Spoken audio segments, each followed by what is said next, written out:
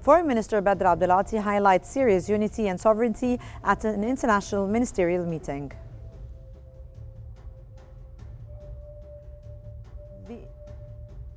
The Foreign Ministry monitors the Egyptian community in California amid devastating wildfires and calls for caution and the reporting of damages.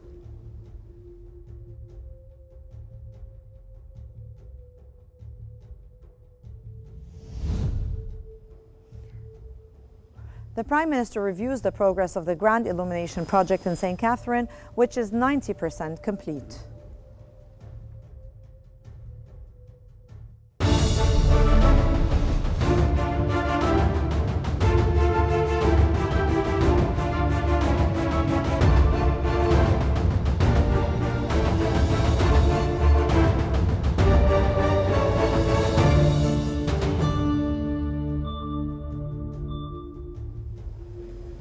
And you're watching the latest updates from Egypt on Qnews, and let's move to the latest developments.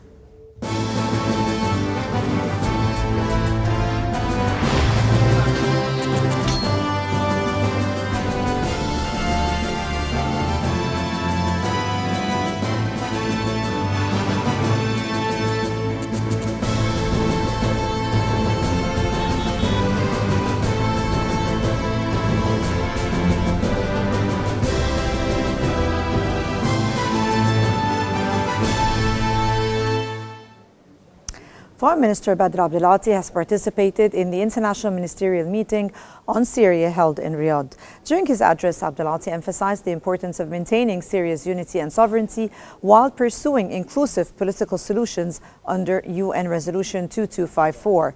He condemned Israeli incursions into Syrian territory, calling for adherence to the 1974 disengagement agreement and an immediate end to Israeli strikes on Syrian military infrastructure. Abdelati also underscored the need for stability and enhanced international cooperation to combat terrorism.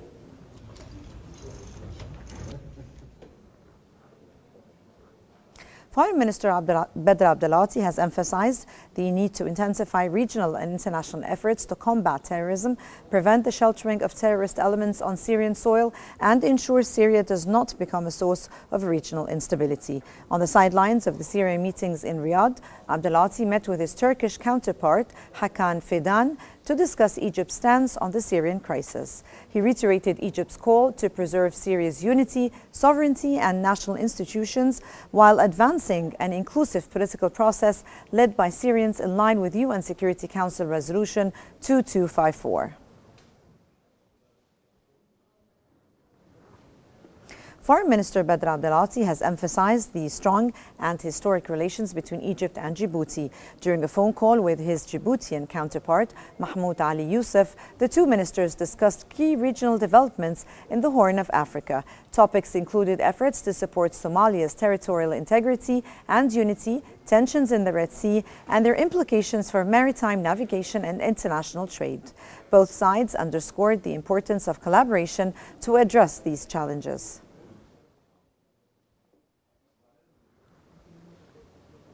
Egyptian Foreign Minister Badr Abdelati and Bahraini Foreign Minister Dr. Abdulatif bin Rashid Al Zayani held discussions on key regional issues, including the Palestinian cause and developments in Syria and Yemen. During their meeting on the sidelines of the Syria talks in Riyadh, Abdelati emphasized the importance of regional and international solidarity to help Syria restore stability, protect its resources, and preserve its unity and sovereignty. He also highlighted the need to safeguard Syrian state institutions to meet the aspirations of the Syrian people during this critical period.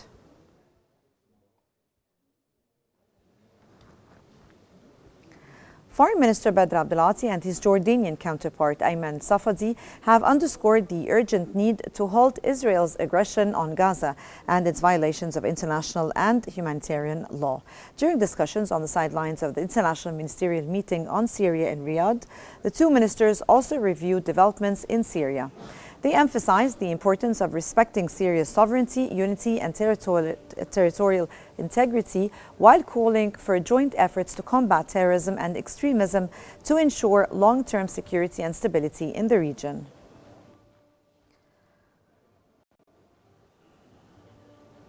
Foreign Minister Badr Abdelati and Saudi Foreign Minister Prince Faisal bin Farhan held talks on the situations in Syria, Gaza and Sudan during the Syria meetings in Riyadh. The ministers discussed the latest developments in Syria, emphasizing the importance of respecting the country's sovereignty, unity and territorial integrity. They highlighted the need to strengthen Syria's national institutions to ensure stability and enable them to fulfill their roles effectively. The Ministry of Foreign Affairs has confirmed that it is monitoring the Egyptian community in Los Angeles and neighboring cities in California following the spread of the devastating wildfires across various areas of the state. In a statement, the ministry urged citizens in Los Angeles and surrounding areas to exercise maximum caution, avoid danger zones, and follow warnings and instructions from local authorities. The ministry also called for immediate reporting in case of harm, injuries, or losses among members of the Egyptian community due to the fires.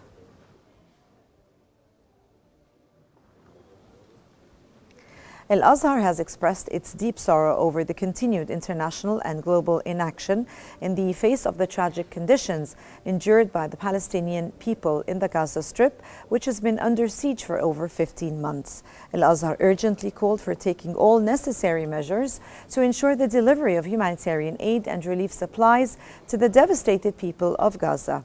The Palestinian people must be rescued from a comprehensive humanitarian disaster that spares neither the elderly nor children nor women.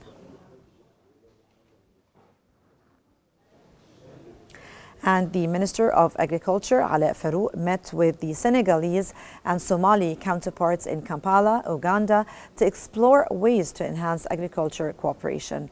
Discussions focused on promoting sustainable farming, increasing trade in agriculture products, and sharing expertise in crop development and resource management.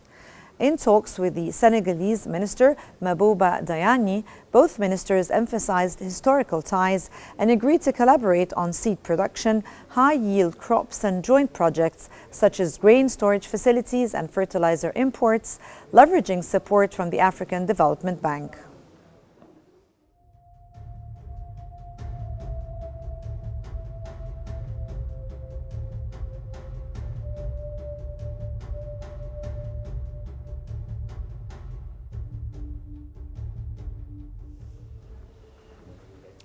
The Minister of Water Resources and Irrigation, Hani Soueilam, held a meeting to review the status of the ongoing investment plan projects for the current fiscal year and proposals for the upcoming fiscal year and the next 3 years.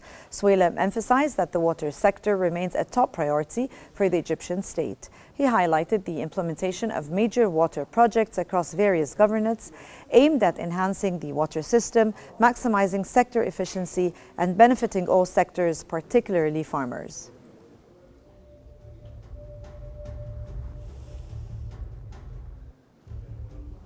And the Minister of Electricity and Renewable Energy, Mahmoud Ismat, has emphasized the private sector's pivotal role in implementing Egypt's energy strategy and expanding reliance on renewable energy. He highlighted plans to increase renewable energy's share in the energy mix to over 42% by 2030 and 65% by 2040 by leveraging natural resources effectively. A meeting with an AMEA power delegation focused on joint cooperation and progress on key projects, including the addition of 300 megawatt hours of battery storage to the recently inaugurated 500 megawatt Abydos 1 project in Aswan. The meeting also reviewed developments on the 500 megawatt wind power project in the Gulf of Suez, with the plans to integrate these capacities into the national grid by early next summer.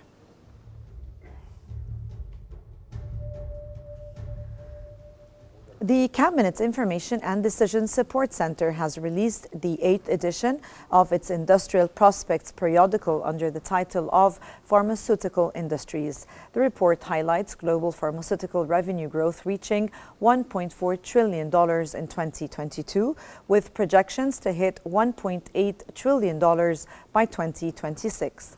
It emphasizes Egypt's role as Africa's largest producer and consumer, with a market value of $56.6 billion in 2023.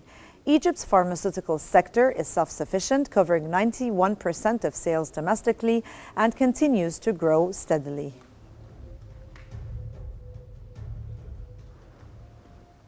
And the Minister of Planning and Economic Development, Rania Al-Mashat, has discussed joint efforts to implement Egypt's National Strategy for Women Empowerment 2030 with the head of the National Council for Women, Amal Ammar.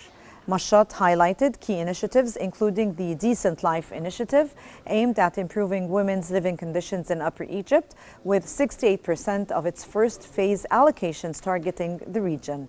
The minister also outlined the national project for the Egyptian family development, which focuses on empowering women economically.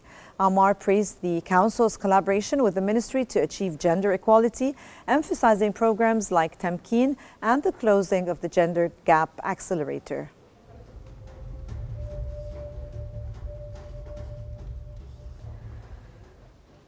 And Prime Minister Mustafa Madbouli held a meeting to review the progress of the major illumination development projects in St. Catherine.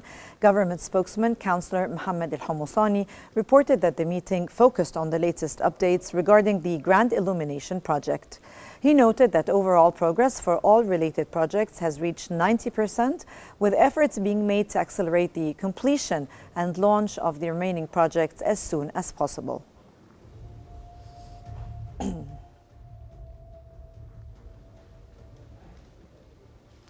Prime Minister Mustafa Madbouli held a meeting with the Minister of Housing, Sharif al-Shorbagy, to assess land and development activities in Egypt's northwestern coast. The Prime Minister emphasized that the meeting is part of the ongoing efforts to accelerate development in the region, capitalizing on its promising advantages and opportunities. He highlighted the area's vast potential for attracting investments and fostering diverse economic activities throughout the year.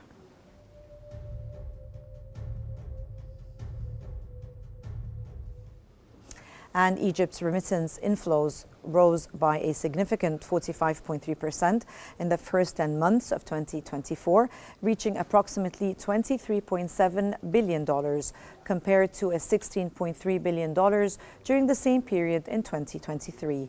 The Minister of Investment and Foreign Trade, Hassan Al-Khatib, highlighted that this growth places Egypt among the top 7 countries globally for remittance receipts, emphasizing the vital contribution of Egyptians working abroad to the national economy.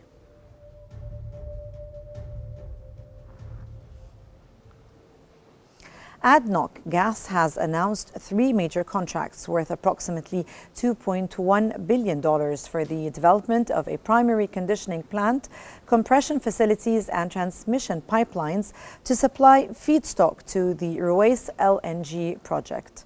The largest contract, valued at $1.24 billion, was awarded to a consortium of NP and Petrojet. A $514 million contract also went to China Petroleum Pipeline Engineering Company, while Petrofac Emirates secured a $335 million deal to build new compression facilities.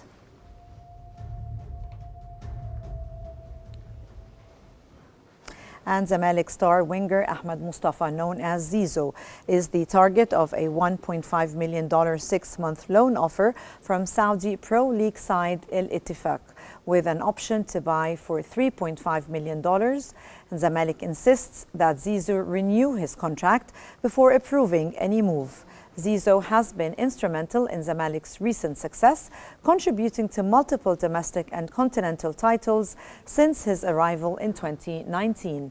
Club spokesperson Ahmed Salim confirmed that negotiations were ongoing.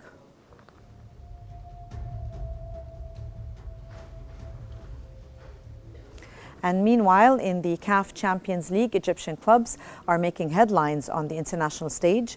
Pyramids FC advanced to their first ever CAF Champions League quarterfinals after Marwan Hamdi's stoppage time goal secured a 1-0 victory over Angola's Sagrada Esperança on Saturday.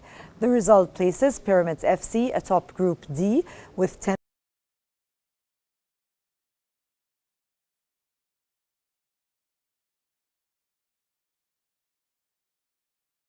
in the dying minutes. Pyramids next face Joliba as they prepare for the knockout stage.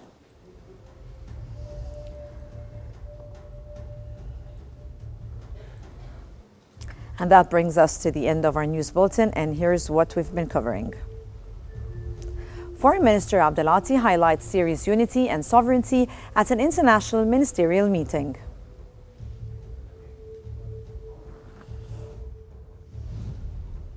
The Foreign Ministry monitors the Egyptian community in California amid devastating wildfires and calls for caution and reporting of damages.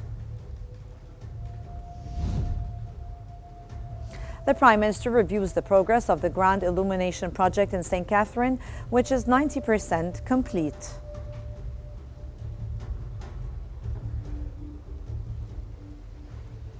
And that's all for now. Remember to stay updated by following Qnews for the latest developments.